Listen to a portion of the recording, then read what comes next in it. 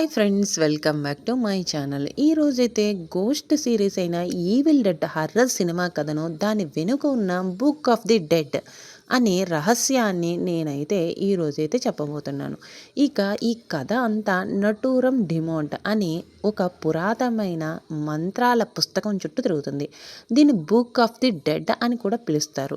ఈ పుస్తకం చాలా భయంకరమైంది, ఎందుకంటే దీని పేజీలను మనుషుల చర్మంతో తయారు చేశారు మరియు అందులోని అక్షరాలను మనుషుల రక్తంతో రాశారు. ఎవరైనా ఈ పుస్తకంలోని మంత్రాలను గట్టిగా చదివితే అడవిలో తిరిగే ఒక దుష్టశక్తి, అదేనండి దెయ్యం, నిద్రలేస్తుంది. అది మొత్తం 5గురినైతే చంపి వాటి ఆత్మలను బలి తీసుకుంటే ఆకాశం నుండి రక్తపు వర్షం కురిసి నరకపు ద్వారాలు తెరుచుకొని ఒక భయంకరమైన రాక్షసి భూమిపైకి వస్తుందంట. ఇక మనం కథలోకి వెళ్తే, సినిమా ప్రారంభంలో ఒక అడవిలో ఒక అమ్మాయి అయితే భయంతో పరిగెడుతూ ఉంటుంది. కొందరు వ్యక్తులైతే ఆమెను పట్టుకోవడానికి చూస్తూ ఉంటారు. ఆఖరికి ఆమెను పట్టుకొని ఒక బేస్మెంట్లో బంధిస్తారు. అక్కడికి ఆమె తండ్రి కూడా వస్తాడు. ఆ అమ్మాయి తన తల్లిని ముందే చంపేసిందంట.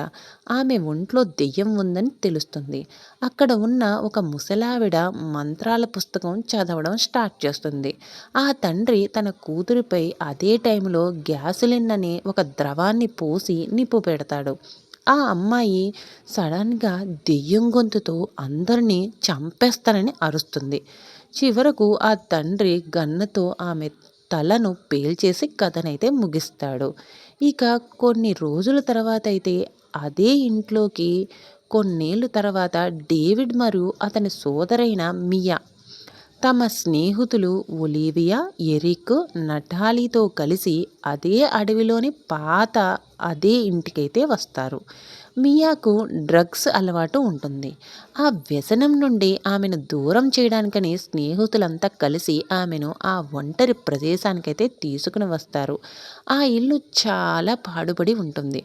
రాత్రి సమయంలో డేవిడ్ పెంపుడు కుక్క బేస్మెంట్ వైపు చూస్తూ అరుస్తూ ఉంటుంది. అందరూ లోపలికి వెళ్ళి ఏం జరుగుతుందని చూస్తూ ఉంటారు. కానీ అక్కడికి వెళ్ళాక ఎన్నో చంపబడిన పిల్లులు వేలాడుతూ ఉంటాయి. గతంలో జరిగిన పూజకు ఆనవాళ్ళనమాట. అక్కడ ఎరిక్కు తీగలతో గట్టిగా కట్టబడిన ఒక బుక్ ఆఫ్ ది డెడ్ అనే పుస్తకం దొరుకుతుంది. ఎరిక్ అయితే చాలా సంతోషంగా, ఉత్సాహంతో ఆ తీగలన్నీ కత్తిరించేసి పుస్తకంలోని మంత్రాలను గట్టిగా చదివేస్తాడు. ఇక అదే టైంలోని మియా బయటైతే ఉంటుంది. మియాకు దెయ్యం ఎరిక్కు చదివిన మంత్రాలకు పడుతూ ఉంటుంది. చదువుతున్న కొద్దీ అడవిలో ఒక అదృశ్య శక్తి, దుష్టశక్తి నిద్రలేచి క్యాబిన్ వైపు దూసుకు వస్తుంది. బయట వర్షంలో ఉన్న మియా శరీరంలోకి ఆ శక్తి ప్రవేశిస్తుంది. భయపడిన మియా కారు తీసుకుని పారిపోవాలని చూస్తుంది. కానీ అడవిలోని చెట్లు దెయ్యం ఆధీనంలోకి వచ్చేస్తాయి. ఆమె కారును ప్రమాదానికి గురిచేస్తాయి. చెట్లు కొమ్మలు ఆమెను చుట్టుముట్టి ఆ దుష్టశక్తి రూపాన్ని పూర్తిగా ఆమె శరీరంలోకైతే పంపుతాయి. ఇక డేవిడ్ మియాను కాపాడి ఇంటికి తెస్తాడు. మియా తనకు దెయ్యం కనిపించిందని చెప్తుంది. కానీ ఆమె డ్రగ్స్ మానేయడం వల్ల ఇలా పిచ్చి పిచ్చిగా మాట్లాడుతుందని ఒలీవియా అయితే నమ్మదు. కానీ మియా ఒంట్లోని దెయ్యం కక్షతో మొదట అక్కడ ఉన్న కుక్కనైతే చంపేస్తుంది. తర్వాత తనకు తానుగా ఒకరోజు బాత్రూంలోకి వెళ్ళి వేడి నీళ్ళతో తన శరీరాన్నంతా కాల్చేసుకుంటుంది. డేవిడ్ ఆమెను హాస్పిటల్కి తీసుకుని వెళ్దామని చూస్తాడు. కానీ అప్పుడే వర్షం రావడం వల్ల నది దాటే మార్గాలేమీ కనపడవు. మునిగిపోయిన వెనక్కి రావాల్సి వస్తుందని అక్కడ నుండి హాస్పిటల్కి వెళ్లకుండా ఉంటారు. ఇక ఒలీవియా పొజిషన్ ఘోరంగా ఇంటికి వచ్చాక మియా ఒక గన్ను తీసుకుని డేవిడ్పై కాలుస్తుంది.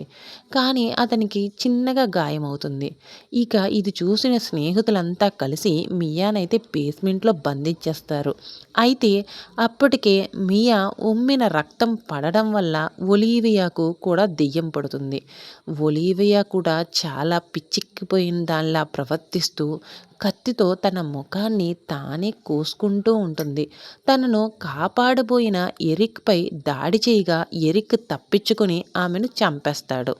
ఇక తరువాత ఆ దెయ్యం నుండి తప్పించుకోవాలంటే పట్టిన వ్యక్తిని పూర్తిగా తగలబెట్టేయాలి, లేదా సజీవంగా పూడ్చాలి, లేదా ముక్కలు ముక్కలుగా చేయాలని ఉంటుంది.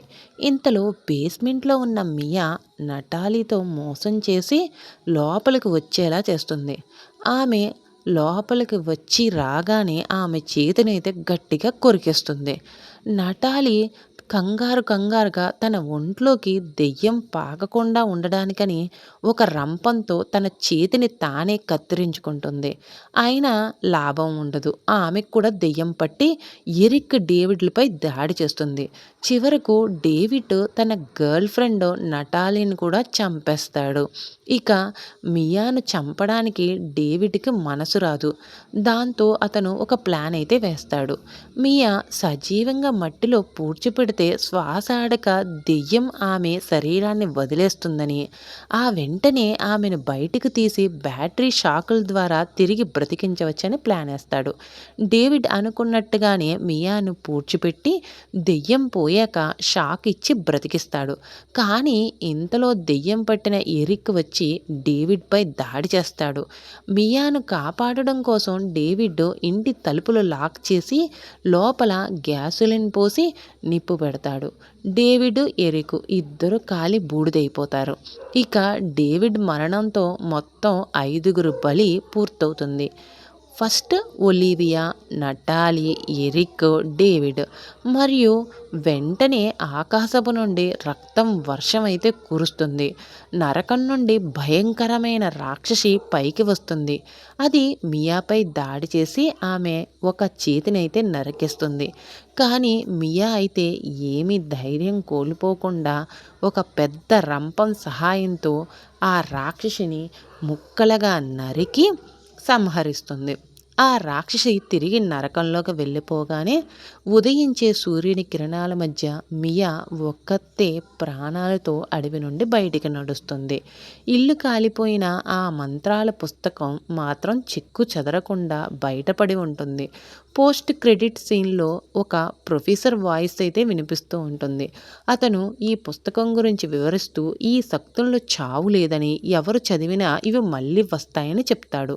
చివరగా ప్రొఫెసర్ ముఖం అయితే చూపిస్తారు. అతను మరెవరో కాదు, 1981 నాటి ఒరిజినల్ కథానాయకుడైన యాష్ విలియమ్స్. ఈ విధంగా 2013లో అయితే ఈవిల్ డెడ్ చిత్రం ముగుస్తుంది. సినిమా చూడకపోయినా కథనైతే క్లియర్గా అర్థం చేసుకోవడానికి ఈ వీడియో మీకు సహాయపడుతుందని నేనైతే ఎక్స్ప్లెనేషన్ చేశానండి. Thanks for watching my channel.